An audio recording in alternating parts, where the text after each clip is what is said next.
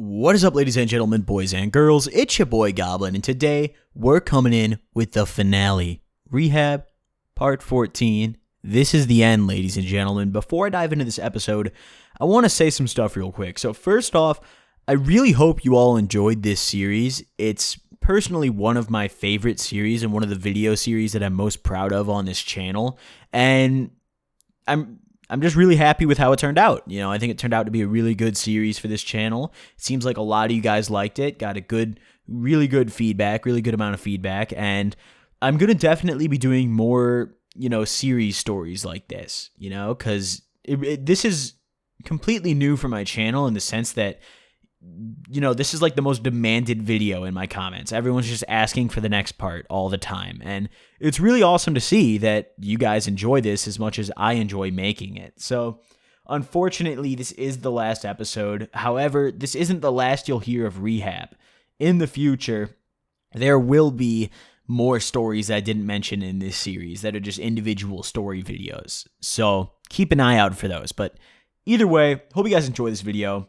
Let's dive into it. So, we left off with me leaving, and this episode's not going to be anything crazy. This isn't going to be like a super funny, crazy, like fucking Kevin pulls his cock out on the patio kind of episode. It's going to be more recapping, talking about overall the experience, how it impacted me, what happened, and, my 2 cents on it, I guess is the best way to put it. So, that next day, after I left, I went home.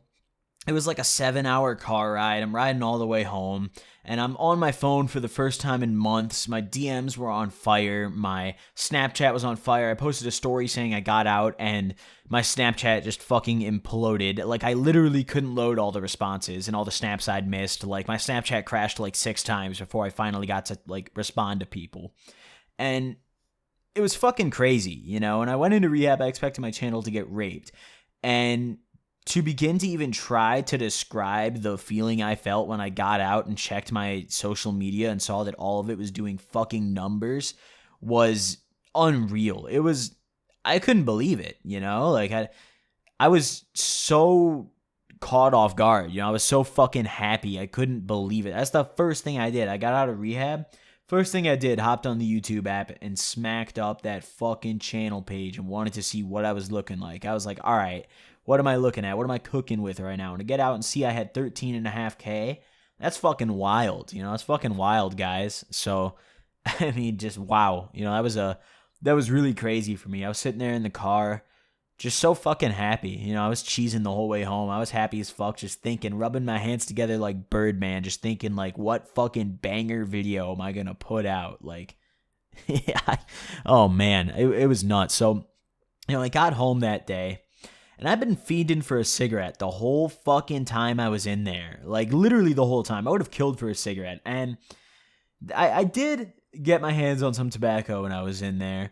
One of my buddies, one of my roommates, did manage to get some dip in there. And we dipped. We would just sit in the bathroom with it. Because they were real on asses. People had been caught dipping. There was a huge tobacco thing on the unit. And they were searching all the rooms. They didn't find ours because my boy hit it real good. I ain't saying no sort of names, though. Fuck the snitches. And, my boy hit it real good. We would just kick it, dip, chew, whatever you want to call it. Take turns spitting in the toilet. We wouldn't spit in cups. We wouldn't spit anywhere else. We'd flush it after every single spit just in case someone came in.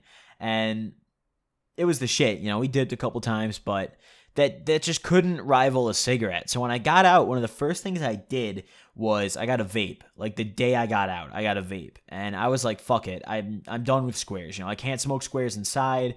Plus, I don't really like squares when I'm sober, and I've already been done with squares for so long. If I just smoked one now, it tastes like ass. So it's better to quit now than later, because I've already been off squares for a hot minute, So got a vape. That's kind of how the whole square quitting process began.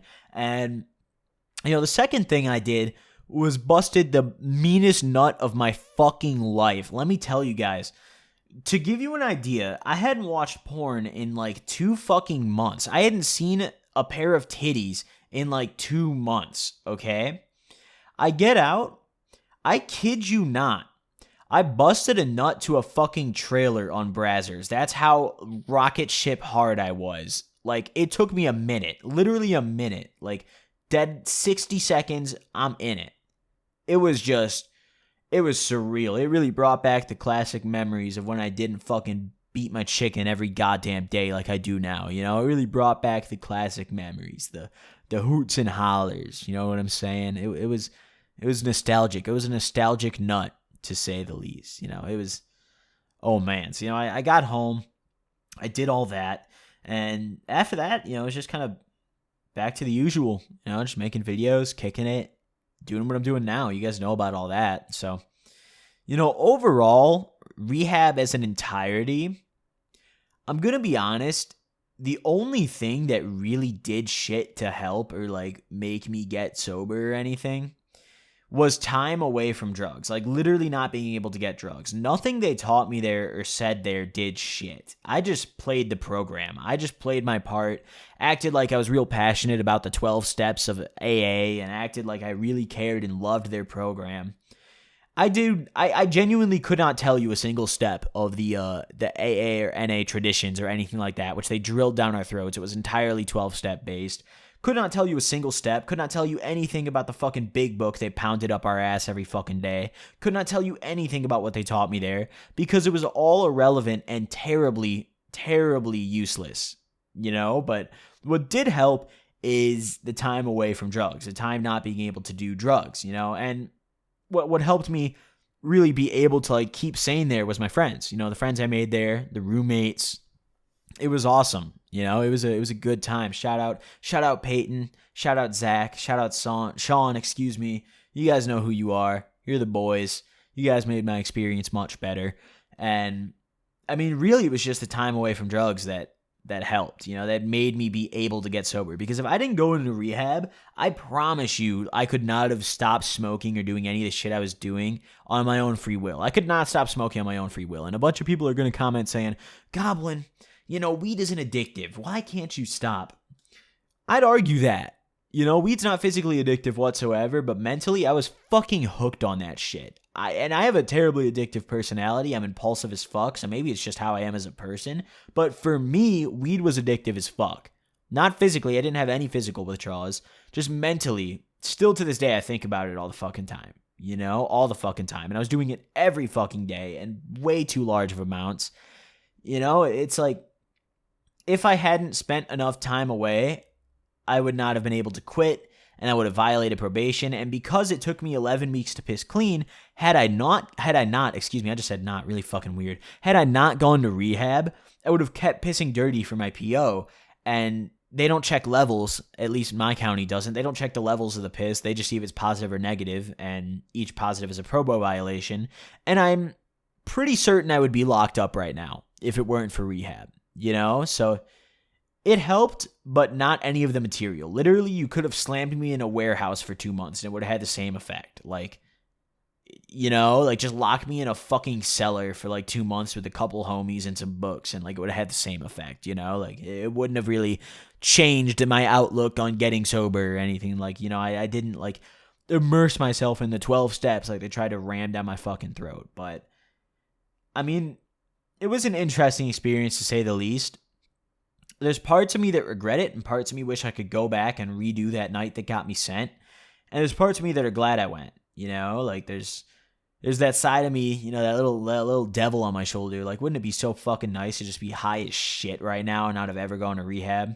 Then there's, you know, the good side of my shoulder being like, I fucks with this. You know, it's like, I don't know. I'm indifferent on it, but for those of you guys who are asking, I do still keep in contact with some of my friends from rehab.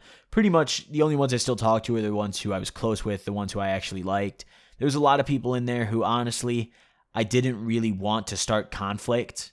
So, yeah, especially while I was locked in a fucking building with them.